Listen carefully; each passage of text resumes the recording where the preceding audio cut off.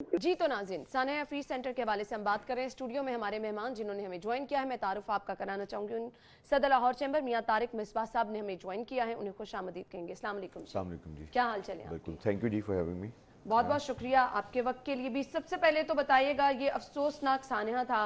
अब हमने इस तरह के वाकयात को रोकना भी है, ताजिरों की दादरसी भी करनी है।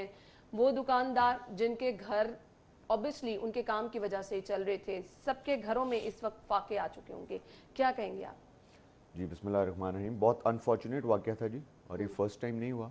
हफीज़ सेंटर में हमारे 4 साल पहले भी एक दफ़ा आग लगी थी फर्स्ट फ्लोर पे, और शॉर्ट सर्किटिंग हुई है जो निकला एंड में इसका जो गवर्नमेंट के डिपार्टमेंट्स ने आके रिसर्च की उसके ऊपर, लेकिन इस पे काबू जल्दी भी पाया जा सकता था। मैं ये नहीं कह रहा कि नाअहली है कोई, 15 से 20 से आधे घंटे में ही फायर ब्रिगेड्स पहुंच गई थी, लेकिन जो मोबाइल की बैटरीज होती हैं और जो जनरेटर्स अंदर पड़े हुए हैं और जो लैपटॉप्स की बैटरीज होती हैं, उनकी पानी से आग बुझाना बड़ी मुश्किल हो जाती है। हो जाता है, बिल्कुल। उसके लिए एक फोम होता है जो कि बिछाया जाता है, जो ऊपर से उसको कवर करके ऑक्सीजन बंद करता है। वो हमारे डिपार्टमेंट्स के पास मौजूद नहीं है। उसमें कोई रात को कोई 9 बजे के करीब जाके बहरिया टाउन और रेंजर्स वालों ने कुछ प्रोवाइड किया था, जिससे हमने कुछ इस आग पे काबू पाया। सही। अच्छा, बहुत सारे ताजरों का नुकसान हमने देखा, जो आग बुझाने के लिए पानी का इस्तेमाल किया गया, दुकानों में पानी भर गया, उसकी वजह से भी नुकसान हुआ। पानी जी बेसमेंट में थोड़ा बहुत गया है, और उसमें जो बेसमेंट और ग्राउंड फ्लोर थी वो तकरीबन 70% क्लियर कर ली गई थी। सही। उनका सामान बाहर निकाल लिया गया था। जो ज़्यादा इफेक्टिव हैं वो हैं सेकंड फ्लोर से ऊपर वाले, और उनमें ज़्यादातर जो हमारे भाई ताजिर हैं वो हैं लैपटॉप्स वाले, और उनके वेयर हाउसेस भी ऊपर टॉप फ्लोर पर ही थे। ऐसे ही है जी, तो वो तो वहाँ तो एवरीथिंग इज़ बीन बर्न्ड, और ये हमारे ताजर बरादरी के हमारे भाइयों के कुछ कैश भी पड़े होते हैं क्योंकि वीकेंड था। बिल्कुल। अब तो जो कमेटी बनी है इंशाल्लाह उसके ऊपर देखेंगे। सही, मैं उस तरफ आना चाहूंगी। कमेटी तो बना दी गई है, लेकिन जैसा कि आपने खुद जिक्र किया कि इससे कबल भी हफीज सेंटर में ही ऐसे ही आतिशज़दगी का एक वाकया हो चुका है, और अब बड़े पैमाने पर नुकसान हुआ। हम छोटी छोटी चीज़ों से सीखते नहीं हैं, तभी हम चीज़ों को कंट्रोल करने की कोशिश नहीं करते हैं। अगर उस टाइम ही नोटिस लिया जाता, अब जैसे रेस्क्यू टीमें, हुकूमत से अगर सवाल किया जाए, डिस्ट्रिक्ट गवर्नमेंट से सवाल किया जाए, जिनकी रिस्पॉन्सिबिलिटी है इंश्योर करना कि जितनी भी बिल्डिंग्स बनाई जा रही हैं, बड़ी बड़ी इमारतें हैं जहां पर ये कारोबारी सरगर्मियां, वहां पर फायर सेफ्टी के इंतजाम होने चाहिए। वो कहते हैं ताउन नहीं लोग करते, ताजिर जो है वो झगड़ों पर आ जाते हैं, एहतजाज पे आ जाते हैं। इन रवैयों की हौसला शिकनी करने की जरूरत है। दोनों साइड्स ठीक हैं जी, कुछ हमारी भी गलतियां, कुछ इंतज़ामिया की तरफ से भी हैं, लेकिन इंशाल्लाह मैं परसों चौथ ताजर बरादरी को इकट्ठा कर रहा हूँ। प्लाजों के जो इलेक्शन लड़ते हैं, मार्केट के जो हमारे लीडर हैं, उनको इकट्ठे कर रहा हूँ कि कुछ हम भी अपने आप कुछ करें, अपने भी कुछ एसओपीज़ को ठीक करें। सारा कुछ गवर्नमेंट पे नहीं डाल देना चाहिए।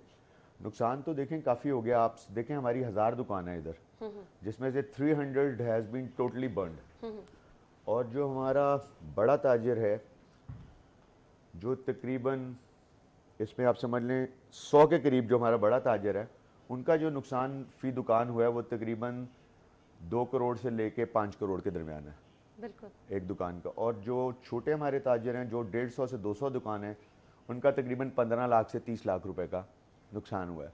तो इसको आप इस तरह ना लेके 100 ताजर है, 100 मालिक है, पार्टनरशिप्स भी होती हैं, समझ लें आप 1500 2000 मालिक है। बिल्कुल आपने सही कहा। उनके घर वाले लोग लगा लें आप 3-4 तो 7000 पे बात चली जाती है।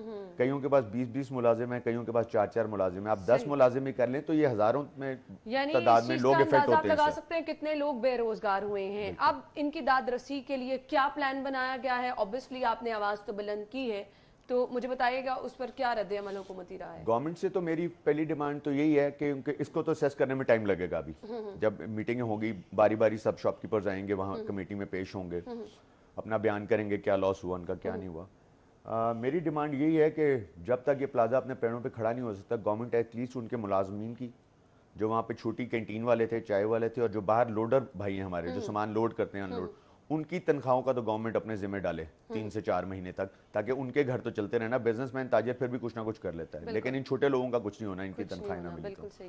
और दूसरा, सखर में एक आग लगी थी 4-5 साल पहले, उनसे मेरी बात हुई है उनके प्रेसिडेंट से। उन्होंने ये किया था, वो भी बड़ा अच्छा आइडिया है, उसको भी मैं अब अभी चैम्बर जाऊंगा तो देखूंगा। उन्होंने किया ये था कि जो इनके डिस्ट्रीब्यूटर्स हैं बड़े बड़े, जो बड़ी बड़ी कंपनी है सैमसंग, आईफोन, उनको बुलाया था और उनको क्रेडिट के ऊपर ताजरों को माल दिलवाया था, गारंटी दे के लाहौर चैम्बर की तरफ से कि आप इनको माल दें और इनको क्रेडिट दें 3-4 महीने का, ताकि अपने पैरों पे दोबारा खड़े हों और काम करना शुरू करें। सही।